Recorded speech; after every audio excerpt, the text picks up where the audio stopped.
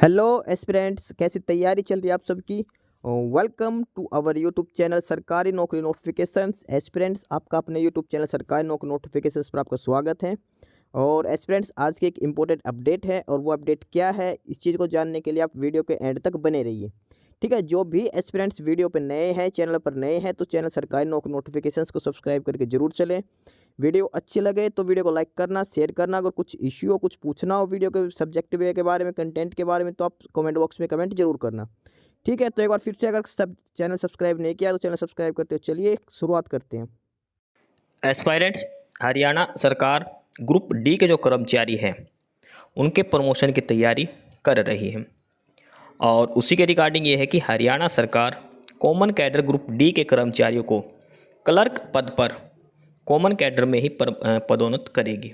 यानी कि जो ग्रुप डी का जो कॉमन कैडर लगा हुआ है, अब उनका प्रमोशन जो होगा ग्रुप सी में क्लर्क के लिए, वो कॉमन कैडर में ही होगा। यानी कि ग्रुप सी का कॉमन कैडर भी बनाया जाएगा। प्रदेश सरकार इस संबंध में जल्द ही अध्यादेश कर सकती है जारी। 2019 में प्रदेश में लगभग 18,200 कर्मचारी एक साथ नियुक्त किए गए थे। यानी कि ग्रुप डी में 2019 में जो भर्ती हुई थी ग्रुप डी की 18,000 कर्मचारियों की, उसके बाद से ही ग्रुप डी का कॉमन कैडर बना हुआ है। ठीक है, और उसी कॉमन कैडर के कैंडिडेट्स का अब प्रमोशन होने की बात चल रही है। लेकिन उससे पहले ग्रुप सी का कॉमन कैडर बनाना पड़ेगा सरकार को, और इसके लिए सरकार तैयारियां कर रही है। इसमें लिखा है, हरियाणा सरकार कॉमन कैडर ग्रुप डी के कर्मचारियों को क्लर्क पद पर कॉमन कैडर में ही पदोन्नत करेगी। इस संबंध में हरियाणा सरकार की तरफ से जल्द ही अध्यादेश जारी किया जा सकता है। हरियाणा कर्मचारी चयन आयोग ने 2019 में ग्रुप डी के लगभग 18,200 उम्मीदवार चयनित किए थे और प्रदेश सरकार ने उन्हें ज्वाइन करवाया था। उन्हें लगभग 5 साल हो चुके हैं। वे लगातार पदोन्नति की मांग कर रहे हैं। जो कर्मचारी बोर्ड निगम में नियुक्त हुए थे उनमें से कुछ पदोन्नत हो भी चुके हैं, मगर जो सरकारी विभागों में नियुक्त हुए थे उनमें से एक भी कर्मचारी पदोन्नत नहीं हुआ है। यानी कि ग्रुप डी जो कैंडिडेट लगे थे 18,200, उनमें से जिनको बोर्ड और जो कॉरपोरेशन मिले थे, बोर्ड और निगम मिले थे, उनमें से तो प्रमोशन हो रहा, वहाँ पे प्रमोशन चल रहा है। लेकिन जो सरकारी विभागों में जो कर्मचारी लगे थे उनमें अभी तक पदोन्नति नहीं हुई है किसी भी कर्मचारी की।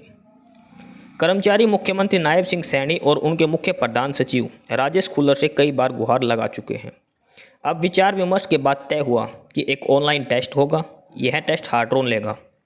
जो ग्रुप डी कर्मचारी इस टेस्ट में न्यूनतम अंक प्राप्त करेगा वह क्लर्क पद पर पदोन्नति के लिए योग्य हो जाएगा। यानी कि ग्रुप सी का तो कॉमन कैडर बनेगा ही, साथ में ग्रुप डी से ग्रुप सी में जाने के लिए एक टेस्ट भी इन सभी का लिया जाएगा।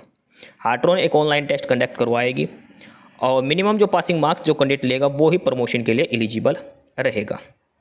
ठीक है, और इसी के रिगार्डिंग आगे इसमें लिखा है कि क्लर्क पदों का भी कॉमन कैडर होगा। जो क्लर्क की जो पोस्टें हैं वो भी सारी कॉमन कैडर के आधार पर ही होंगी। कई वर्षों से हरियाणा सरकार ग्रुप सी का भी कॉमन कैडर बनाना चाहती है, मगर अभी तक कॉमन कैडर नहीं बन पाया। अब ग्रुप सी के क्लर्क पदों के लिए कॉमन कैडर बनाने का प्रस्ताव विचार अधीन है। इसमें रिक्त पदों के 50% सीधी भर्ती होगी, जबकि शेष 50% पर ग्रुप डी के कर्मचारियों को पदोन्नत किया जाएगा। अभी तक ग्रुप डी से पदोन्नति वाले पदों की संख्या 20% है। यानी कि ग्रुप डी से ग्रुप सी में जो प्रमोशन होते हैं, अभी जब पोस्ट है उसका 20% ही प्रमोट करते हैं, लेकिन जल्द ही 50% प्रमोशन की भी बात चल रही है। यानी कि जो वैकेंसी है उसके 50% कैंडिडेट्स प्रमोट से लिए जाएंगे क्लर्क में। जो उम्मीदवार 2019 में ग्रुप डी के पद पर नियुक्त हुए थे उनमें से अब क्लर्क के आधे रिक्त पदों पर टेस्ट पास कर्मचारियों में से मेरिट अनुसार क्लर्क पद पर पदोन्नति हो जाएगी। इसके बाद क्लर्क पद भी कॉमन कैडर में हो जाएगा। अध्यादेश जारी होने के बाद सीधी भर्ती वाले क्लर्क भी इस कॉमन कैडर में शामिल होंगे। अभी तक अध्यादेश जारी नहीं हुआ है। ऑर्डिनेंस पास होगा और वो कॉमन कैडर ग्रुप सी का भी, तो उसमें जो नई भर्ती होंगी, जो डायरेक्ट क्लर्क लगते हैं, वो भी इस कॉमन कैडर में शामिल हो जाएंगे और सभी की एक साथ सीनियोरिटी इसमें बनेगी।